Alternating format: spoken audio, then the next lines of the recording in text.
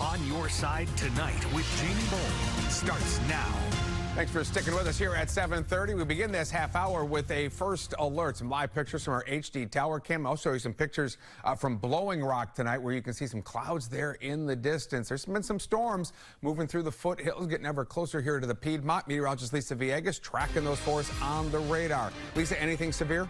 Nothing severe right now, so that's the good news here, Jamie. Of course, good evening to you at home. However, I am tracking a couple of strong thunderstorms with winds up to 50 miles an hour. So that's going to be the biggest threats, watching for the wind speeds as we press forward later on this evening. So I do want to zoom in. This cluster now tracking towards Taylorsville. This is on the leading edge, hitting parts of you. This is where we're watching for those winds up to around 50 miles per hour. Lots of lightning strikes stretching all the way down into Morganton with these three separate thunderstorms tracking right along I-40. Get ready for low visibilities and delays if you're going to be out in this. Now we're also tracking another thunderstorm heading towards Lincolnton within the next 15 minutes. This is going to hit you. Also watching for winds up to 50 miles per hour. Now exiting parts of Bellwood. Lots of lightning strikes with that particular storm as well. And this will eventually head towards parts of Mecklenburg County here. But in the meantime, we do have a severe thunderstorm watch in effect for those in Cleveland County until around 11 o'clock this evening. So we're watching for that threat here as we press forward this evening, Jamie. And then we're in the clear. And now we're going to be dealing with the heat. I'll show you those numbers next. All right, we'll see you in a couple minutes, Lisa. Thank you. We're on your side tonight, keeping the power flowing. Most of the time, outside of a storm or an accident, we don't have to worry about it, right? We hit the switch on the wall and the light comes on. But as you know, things are changing when it comes to energy. The push is on to bring more renewables online, things that will shrink our carbon footprint. The switch to solar, wind, etc. isn't as easy as hitting that switch on your wall. There are some things here to work out. Things dealing with reliability and quality, especially when it comes to big commercial and industrial energy users. The work to solve those issues happening right here in our city at UNC Charlotte. Where am I right now? What room is this? So this is Powered Energy Intelligent Systems Laboratory. Sounds important. Yes. It's all about electric grid. What we do here is to see how we can modernize electric grid, which is very important these days, especially if you were to integrate renewable energy-based electric generation. Up until now, modernizing hasn't been a huge priority. It hasn't had to be. The grid has been reliable in managing power generated by coal, gas, water, and nuclear. But now those new sources of power are coming. There are challenges when you integrate renewable energy technologies. And the main challenge is that the energy sources, for example, if it's sunlight or if it's wind source, they are not what we call it dependable. So we call they are non-dispatchable, meaning if you ask for some power, flip the lights on, you may not get that power because there is no sunlight or there is no wind blowing at that time.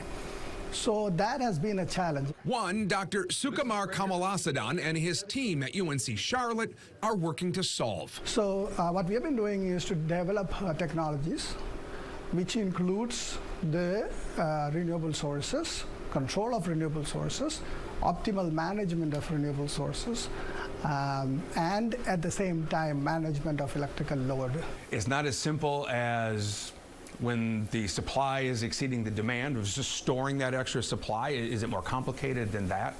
It is. Conventionally, electric power grid works without any storage. And the reason for that is it's very, very pricey to have an energy storage. It's still costly. With the renewable energy, we cannot get away with that. We need to have some amount of energy storage because power generation as such is intermittent or changing. So, and once you have storage, now the next challenge is how do you make sure that you have enough juice in, for example, if it's battery, to maintain that balance, and how fast it can discharge and how fast it can charge, like your cell phone charger or like your car charger. So these are all challenges that comes along with that. And reliability isn't the only issue they're working on. They want to solve a quality issue. In oversimplified terms, not all electricity is created equal. The technology being developed here is designed to ensure quality power a manufacturer needs is available. That's, we call it shape quality. You cannot see that very easily. You know, it will be still 120, but the shape may not be clear or may not be good. So that affects the customers, like industrial customers or, you know, some other customers for that matter. So it's having consistency in the source is what you're saying, Correct. right? Consistency in that pattern of the power coming out from electric source. How far along are you in this? How close are you to achieving the goals that you're trying to reach? Very good question. So yes, so the prototype is ready. It's in the lab right now, and we have tested that out. And it's working? It's working. That's a big thing. A 10 kW battery. And this is it, in these computer racks in their UNC Charlotte lab. But now comes the next step. We had a project that was ready. We were trying to develop a product out of it. Basically turning the prototype into functional reality for industry. This is where a lot of big ideas start to falter because it takes money to scale up. A North Carolina innovation grant is providing help. And this grant was specifically targeted for that. To develop a field trial or field test product, which I think we're thinking about 12 to 18 months is the time frame. Then we call that as a viable product, which means that you can now commercialize it, package it, look at all the safety checks done, and then it's ready to be put it in a customer site. Can you just put it into context? If you can accomplish what you're trying to accomplish here, what is that going to mean? So we think, Ministry strongly believe, is going to be huge. Going to be huge. Next year, 18 months, critical. We're on your side tonight now with a stinky situation. When you think of Union County, you think of a blend of rural and suburban lifestyles, and it's sprawling, right? U.S. Census estimates since 2000 have consistently listed Union not only as North Carolina's fastest growing county, but among the fastest growing in the United States as well, with now more than 250,000 residents. It is the largest community is Indian Trail. That's the biggest community in Union County. And right now, there's a serious problem that is causing a big stink in a neighborhood there. People in the Heritage subdivision say there's a stench suffocating their streets. And the source of the problem comes from a manhole at the lowest point of the subdivision. It's taken years to finally find a possible fix for this, but now neighbors are telling their story to WBTV's investigative reporter, David Hodges, because a new battle is just beginning. The stench. The smell just sort of wafts at you. It's like you walk a foot and suddenly it's all over you. Tough to describe it accurately because it's just so vile. Now, there's a lot of finger pointing between developers, builders, and government officials about who's to blame.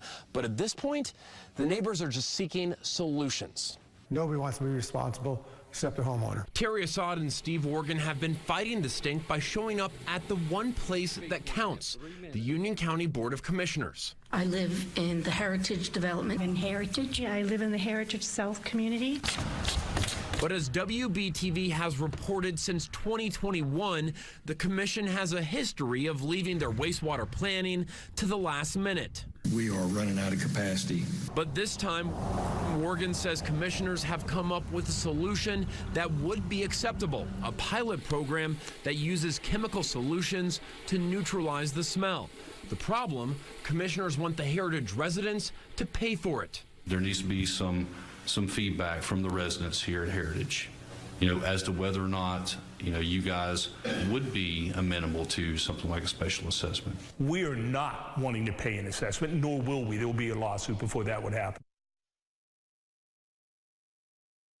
And David joins us now here in studio to talk more about this. I wanted to ask you about this proposed special assessment. Is that a normal way to pay for a small project like this? For something this small, it might be a little bit unusual, but there are state provisions in the statute that allow for special assessments for different water, sewer projects, doing lines and things like that. I think what's maybe a little different here for the homeowners is that this community is still so new.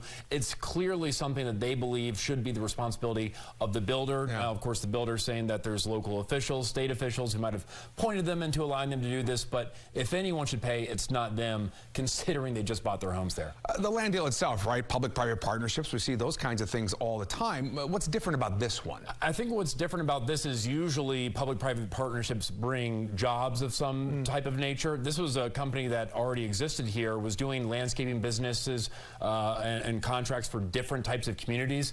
They essentially got a $4.6 million cash influx and get to pay $3,000 in rent on the back end. And that's why we're trying to ask county commissioners if that's exactly fair for other businesses who do similar work in the county. So you mentioned that price tag. Cost the taxpayers $4.6 million.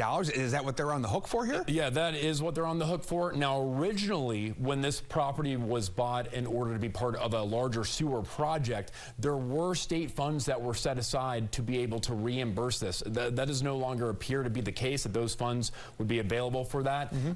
There's a lot of finger pointing going on right now about whether buying the property was the wrong thing to do in the first place. Additionally, there's some people, the county saying, the state saying they could not have built any type of sewage plant there. So there's just a lot of disagreement between the state and the county. With it important to being remembered that the county has kind of this recent history of using sewage and wastewater as a way to essentially slow down development in Union County, because there's a lot of people that don't want to see development, but then there's a lot of businesses that do want to see some of that growth. The push and pull of this growing county out there in Union County, no question about it. Our David Hodges reporting this out. You can look for all of his work on our website, WBTV.com. David, appreciate it. Thanks, Jamie. Coming up next here on Your Side Tonight, providing support and purpose. A local nonprofit striving to reduce the extreme challenges homeless families face when providing care for loved ones with intellectual and developmental disabilities. We're doing good with Sheriff Charlotte coming up next.